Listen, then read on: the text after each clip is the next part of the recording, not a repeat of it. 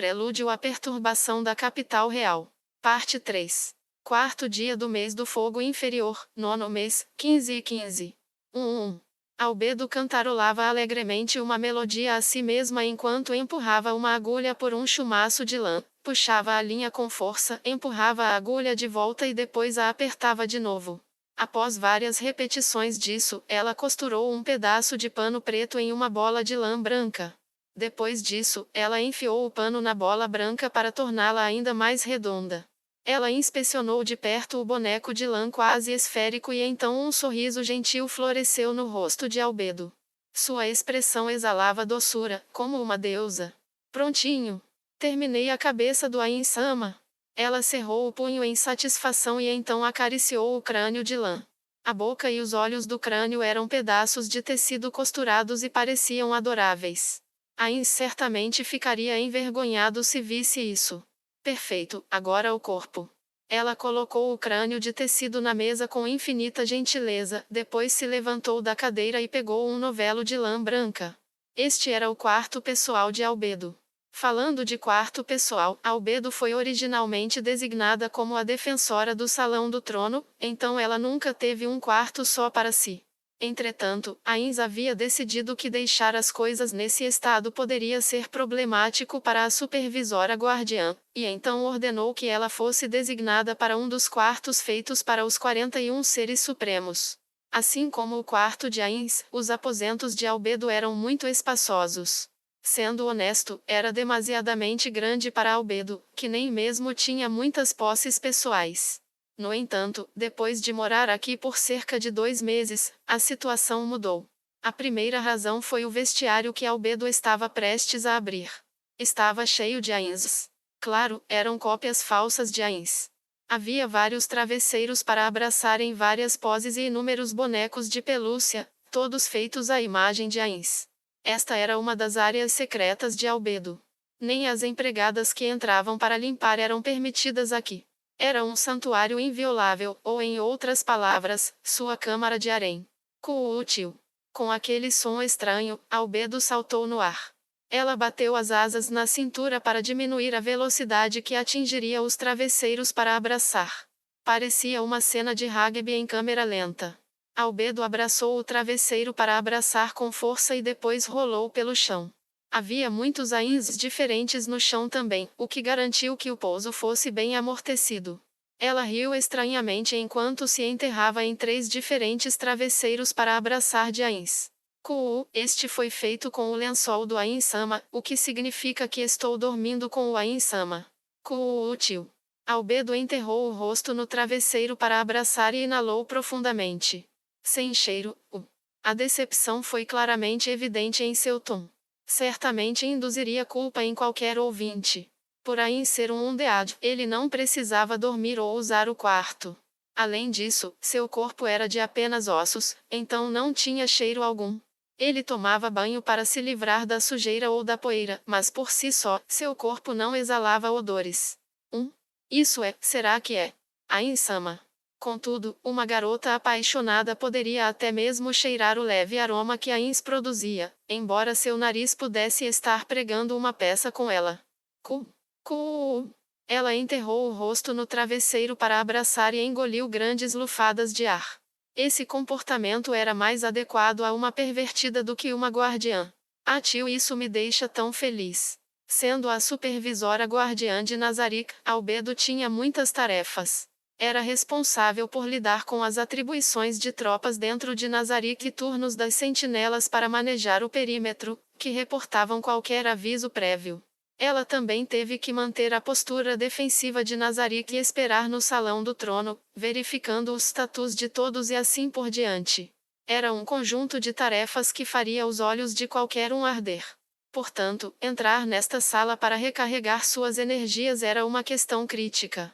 Tio, eu quero ver o Ain-sama. Eu quero vê-lo. Tio, eu quero vê-lo. Ela abraçou um travesseiro com força, como se quisesse desabafar sua raiva contra Narberal, que estava viajando com Ains. Só então. Albedo. Seu corpo estremeceu de medo. Albedo começou a suar frio e seu rosto ficou franzido enquanto ela olhava em volta, até ter certeza de que a voz havia sido gerada por magia. Ain-sama, quais as ordens que o senhor tem? Ainda há pouco, o Sebas, não, a Solution enviou uma mensagem me informando. Parece que Tsuari, a mulher que o Sebas pegou, foi sequestrada. Portanto, gostaria que você montasse reforços para o Sebas. Albedo imediatamente lembrou quem era Tsuari quando Ainsa mencionou. Ains partiu para Ihantel sob o disfarce de Momon logo após retornar a Nazarick, mas ela tinha ouvido os detalhes superficiais de Demiurgo. Por favor, perdoe meu questionamento tolo de sua decisão, Ain-sama. Mas há necessidade de redigir uma equipe para salvar uma forma de vida inferior como uma mera humana? Se ela estivesse ligada ao mentor do incidente da Chaltear, eu poderia entender. Não. Esta situação não tem nada a ver com a Chaltear sendo controlada. Este assunto parece ser o fazer da organização criminosa escondida dentro do reino. Sendo esse o caso, a mesmo. Albedo. Eu jurei sob meu nome, Ainzo Algon, que protegeria a Tsuarenia. Você entende isso? Seu tom mudara completamente. Albedo podia sentir as chamas ardentes da raiva. Sua garganta parecia entupida com uma massa sólida. Você entende? Responda, entendeu? Eu dei meu nome como garantia de minha proteção. Mas alguém ousou sequestrá-la. Entende o que isso significa? Eles estão insultando o nome que todos nós escolhemos. Mesmo que não conheçam esse fato, eu não vou perdoar uma coisa dessas. Nesse ponto, parecia que seu ódio havia diminuído repentinamente. Com toda a probabilidade, suas emoções haviam atingido certo limiar e haviam sido suprimidas à força. Me perdoe. Aqueles malditos sequestradores me tiraram do sério. Eu imploro seu perdão, Albedo. Foi só depois que ela ouviu a voz calma de seu mestre que o próprio coração de Albedo pôde voltar à paz e ela finalmente conseguiu falar. Ela sabia que seu mais exaltado mestre não estava bravo com ela, mas até mesmo Albedo não pôde deixar de se sentir pressionada por tal fúria. Não há necessidade de se desculpar, Ain-sama. Ela se curvou profundamente, embora ele não estivesse diante dela. Então, ordeno que resgate a Tsuarenia-san e salva, Albedo. Sim, senhor. Punirei severamente os humanos que ousaram irritá-lo, também providenciarei a equipe de resgate. Muito bom. Conto com você. Além disso, o Demiurgo ainda está em Nazarick para lidar com o transporte de grãos. Deixe-o assumir a responsabilidade da operação. Eu poderia agir diretamente. Não, Albedo. Eu preciso de você para defender Nazarick. Envie o Demiurgo em seu lugar. E lembre-se de ter cuidado.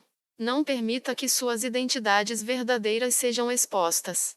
Nesse caso, você e Demiurgo estão responsáveis pela questão da capital real. Prossiga a operação. Sim, senhor. A magia mensagem foi encerrada e o silêncio retornou ao recinto. Albedo levantou-se lentamente e guardou cuidadosamente os travesseiros para abraçar. Eu realmente não entendo. Havia um brilho frio nos olhos de Albedo enquanto ela murmurava para si mesma. Ela se virou para olhar a sala mais uma vez. Nenhuma das empregadas foi permitida nesse cômodo.